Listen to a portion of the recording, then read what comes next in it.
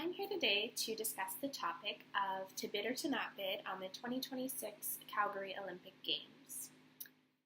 When taking a look at the past Olympic Games, a common trend is that every single city goes over budget.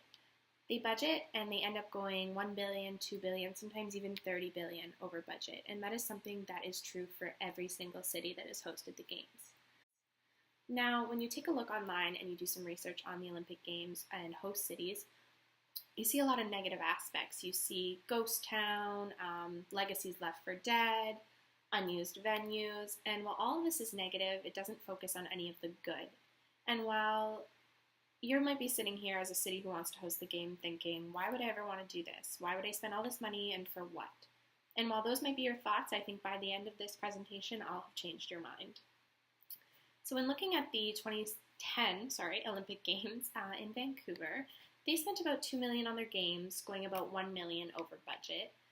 They are still about $630 million in debt, and they lack a lot of the funding to maintain some of their venues, and they had to be shut down due to high cost to maintain them.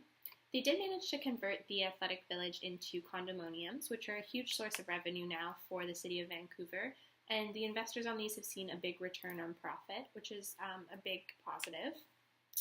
The Sea to Sky Highway that was not usable before the Games was revamped and used as a fast mode for transportation during the Olympic Games. It still continued to be used today and is one of the most popular sources of transportation in Vancouver. Another huge positive. The community does pay higher taxes now. The taxpayers are suffering a little bit with the debts of the Olympic Games that they are still paying off. But overall, they still managed to do a lot of good with the Games. In 2014, the Games in Sochi, these were the very most expensive games, sitting in at about $51 million, which was $39 million over their budget, much, much more than Vancouver. The investors and those who gave loans to the city to host these games haven't seen a cent of their money returned because the city of Sochi is in so much debt that these investors have actually dumped their loans right back onto the country of Russia to take over. So now the country as a whole is suffering because of these games. The games caused a huge boom in population, however, for Sochi, increasing the population by 50%. They also saw a huge increase in tourism because of one of the ski venues that they use now as a ski resort and a casino, which is a very popular tourist destination. And the stadium that they used for the opening and closing ceremonies during the Olympics actually was used for the World Cup, which was another huge popularity booster for the city. And I think their hopes is that they can pay off a lot of the debts by bringing in more people, creating more jobs, opening more schools, and overall having more taxpayers to help out with the debts. The 2018 most recent Olympic Games in Pyeongchang cost about $13 million. They ended up going about $7 billion over budget, and their annual costs are estimated to be about $9 million per year to pay off their debts. The city did, however, manage to stay as eco-friendly in a go green effort as they possibly could during the Games. They tried to build off of old infrastructure so that they didn't have to tear down new stuff. They didn't have to tear down forests. They also used a lot of recyclable materials when building their podiums and their venues, which is a huge positive for the city. A lot of good press towards that.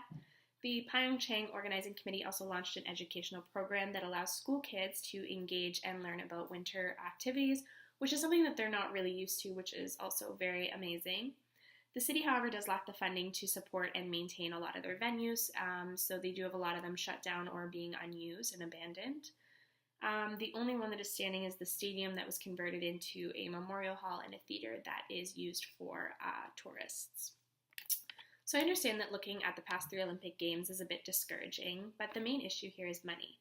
Every single city is spending too much money. They are budgeting the wrong way, they are focusing their money on the wrong things, and I think that you as a city have a huge advantage here because you have already hosted the Games back in 1988, and you already have some of the remaining infrastructure from these Games, so you're already starting a step ahead and having to spend less money than those who have to start from scratch. And I think that this advantage and the fact that you're in a good financial standing currently could be a huge advantage too as well, and I think that is why you should place a bid on the 2026 Olympic Games. I think that this is going to be a huge advantage for the city of Vancouver. It'll bring a lot of popularity, and I think that you have the possibility of creating an amazing destination for people to come to at a low cost to you because you already have what you need to get started. I hope that you take these considerations into recommendation, and I'm speaking backwards. I hope that you take these recommendations into consideration, and if you have any questions, feel free to ask me. Thank you.